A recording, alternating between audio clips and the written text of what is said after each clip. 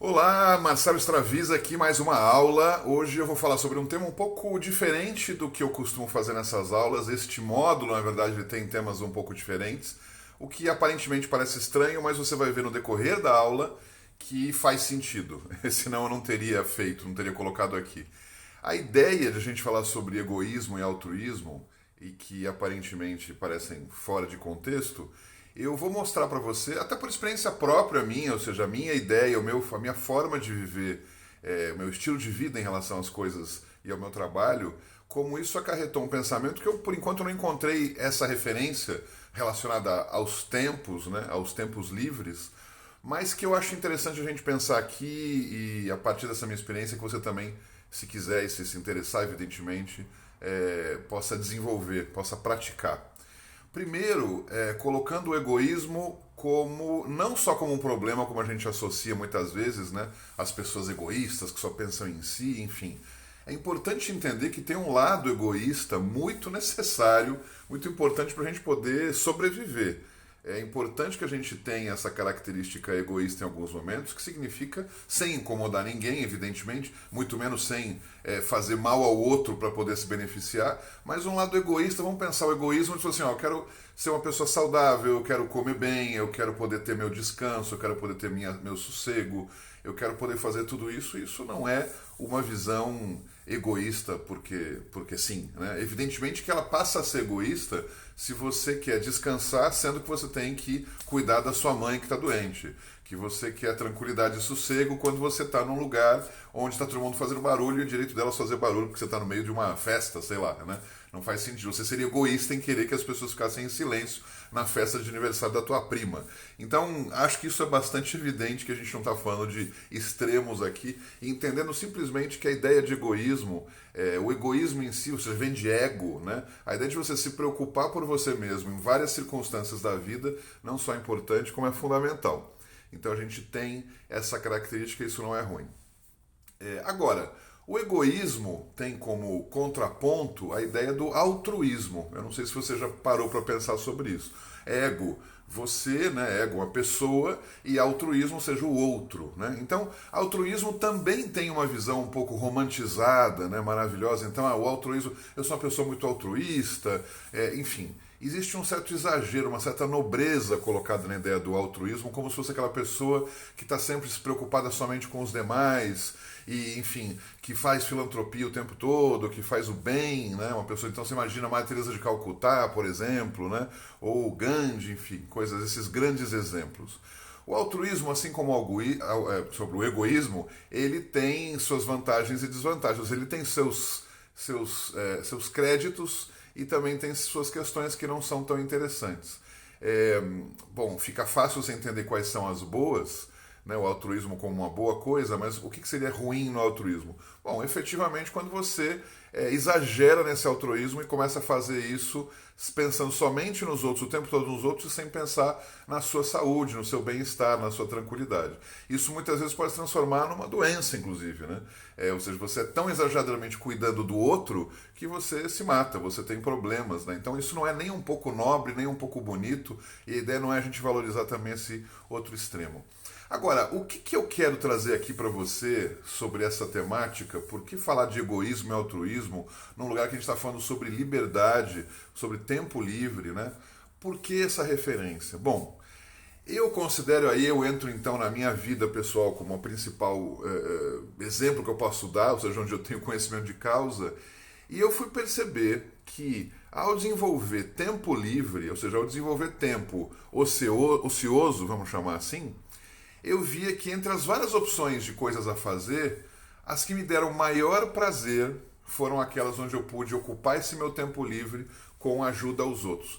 Ajuda aos outros não significa necessariamente você ir para a guerra e defender um dos lados, ou você ir ficar a vida inteira cuidando de moradores de rua, ainda que você poderia fazer isso, montar uma ONG, fazer o que você quiser.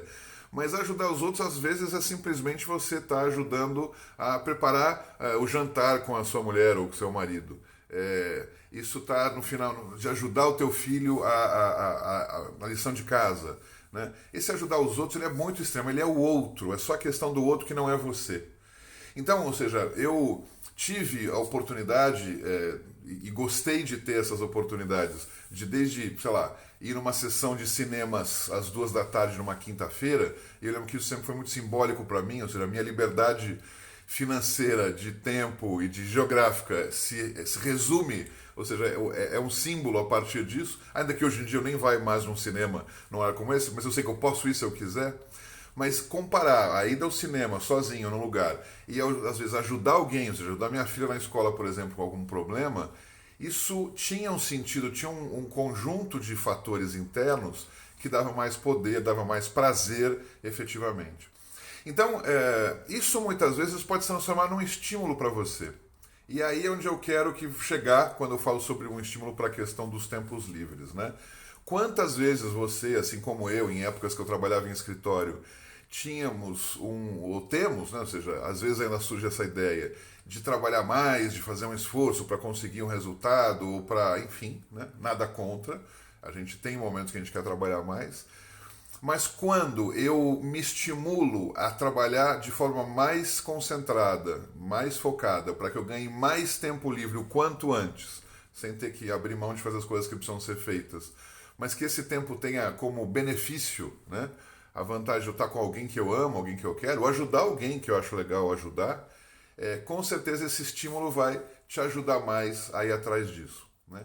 Então, muitas vezes, isso sim eu posso dizer que já faz mais de 20 anos que eu não tenho mais dessa doença, mas muitas vezes, eu tive também, mas não tenho mais, muitas vezes as pessoas têm um excesso de trabalho, vai acumulando, fica mais tempo no escritório, fica mais tempo fazendo as coisas, sei lá, agora com home office, com as pandemias, enfim, mais tempo nas reuniões e coisas, e no computador, preparando coisas, e do lado de fora, né, ou seja, tá lá os filhos ou a família pedindo, ou não pedindo, o que é pior muitas vezes, porque não faz nem nos lembrar disso, como eles também querem atenção e vale a pena essa atenção.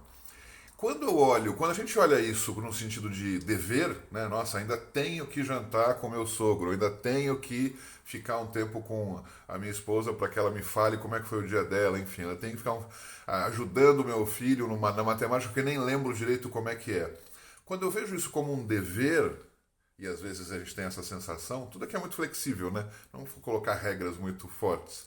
Mas quando eu vejo como um dever, isso de fato, às vezes eu falo, deixa eu trabalhar um pouco mais aqui, deixa eu adiantar essa coisa que era para segunda, deixa eu já fazer hoje, quando eu não precisaria. Quando eu vejo como dever é isso. Eu acabo querendo fazer aquilo que não é um dever. Eu quero fazer aquilo que, sendo que o trabalho também é, né? Mas eu vou criando condições para parecer que eu estou fazendo a coisa certa e me desculpo por fazer isso. Efetivamente, o altruísmo é um mecanismo bom. Existe um bem-estar físico. Os hormônios dentro de nós acarretam sensações de bem-estar que você só sente, você só percebe quando efetivamente você realiza e quando você sente.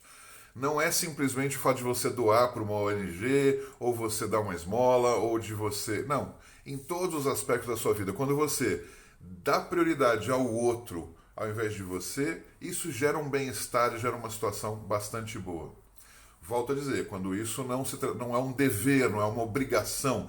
Quando você tem que obrigatoriamente todo sábado ir no jantar do teu sogro, isso é uma obrigação, isso deixa de ser prazeroso. Agora, se você vai porque é aniversário dele, porque existe um encontro que faz tempo que você não vê, muda completamente a configuração. Então, o que eu pediria é que você prestasse atenção nisso, no teu cérebro, como é que essas coisas funcionam, e você vai ver que existe um bem-estar efetivamente. De novo, repito, existe um equilíbrio importante aí. Não é nem se matar pelos outros, como já aconteceu uma época na minha vida, onde eu me dedicava demais aos outros e achava que isso era bom, e era, para os outros era, mas para a minha saúde, não. Para o meu bem-estar também não, para o meu equilíbrio emocional não foi. Me dediquei muito aos outros. Depois eu fiz o extremo oposto, que eu me dediquei muito a mim mesmo de forma egoísta. Também não é bom, também foi falta de equilíbrio. Focava só em mim, não me preocupava com os demais. E, enfim, era o outro extremo. E eu vejo que já de uns anos para cá consegui mais ou menos equilibrar essa situação, mas mais do que equilibrar, focar em coisas que me dão prazer. E uma das grandes coisas que me dá prazer é efetivamente ajudar os outros.